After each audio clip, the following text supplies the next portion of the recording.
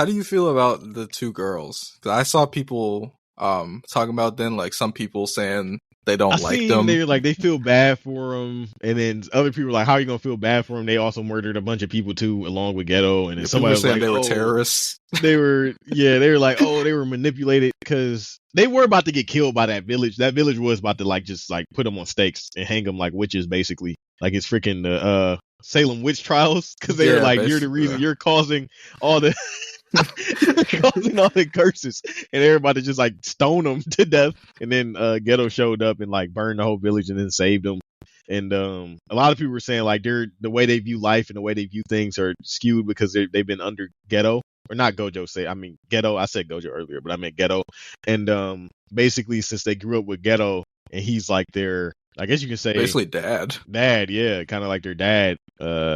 Everything he thought or his ideals are put inside of them, so they believe what he believes. So you can't blame them since they've been raised like that since they were kids, so they don't really know any better. But I mean, realistically, they're still stupid. Like, what the fuck? Yeah. You took a like, and then Kenjaku even said, like, I have Ghetto's memories, and he was like, well, didn't I tell you? Because he's still talking as if he's Ghetto, even though they know he's not Ghetto. He's like, didn't I tell you, if you ever do a deal with the curse, make sure it's like a pact or whatever, so it's like guaranteed. And they just did a deal with no pact and basically got Gojo to get sealed. Because didn't they get the box for him or something? They did something. He was like, all right, you got him now. Get back his body. They did something to help. Whatever they did to help, they're like, we'll help you as long as you give us his body back. But they didn't make a pact. They just trusted this dude on his word, which is stupid. So, and he was like, didn't I tell you, basically saying like, didn't Ghetto tell you guys, like, if you ever do anything like this, make it a pact so that they have to do it. And they kind of did it again when they gave Sukuna the finger. Yeah, the finger, yeah. But I mean, they couldn't really, I guess I don't know what the fuck they were thinking. I don't know what they were thinking. At first, it was a good plan. It was a good plan because they gave him the finger, right? And then, even though they gave him the one finger, it didn't really matter. I mean, it kind of helped attribute to it because he that's when Sukuna when Jogo sensed it. Yeah, he was like, he could feel Sukuna's presence, and he was like, oh snap. Then he ran to him. He was like, how many fingers did you give him? It didn't matter anyway. He was like, all right, I'm just going to give him the other 15 anyway. Because apparently, eventually, no matter what, unless they get like a pact or he gets Yuji to actually give his body over to him, Yuji's going to get his body back. Eventually, his body's going to get strong enough to overcome Sukuna, and he's going to like keep his curse techniques and all his power. But for the time being, until his body catches up, Sukuna has like free will to do whatever he wants with his body.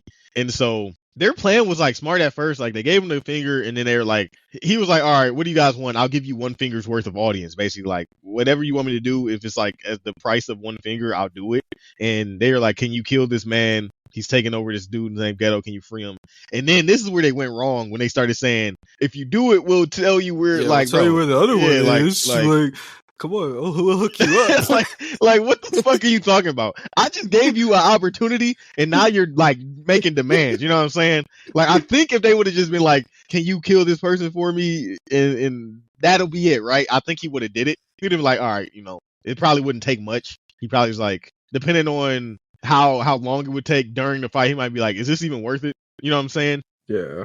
And if it turns out not to be worth it, he'll probably be like, I'm not doing this. Or if he feels like it's worth it, he'll do it, and then it'll just be it. But then they started making demands saying, like, if you do this, we'll tell you where so-and-so. And he's like, when they started talking like that, I was like, yeah, they're done. They're done. They're dead. They're dead. They're dead. And then, so you weren't surprised that he killed them? No, I wasn't surprised at all. I was kind of surprised. When they started making demands, when they started saying, like, we'll show you this if you do this, I was like, yeah, it's finished. But like, prior to them saying that, I thought he would have been open to doing it. Because he was like, what do you want me to do? Like, what? Like, obviously you brought me back for a reason. You gave me this finger for a reason. What do you want? I wouldn't even try to do a deal with him. I don't think they knew what they were getting themselves into, really.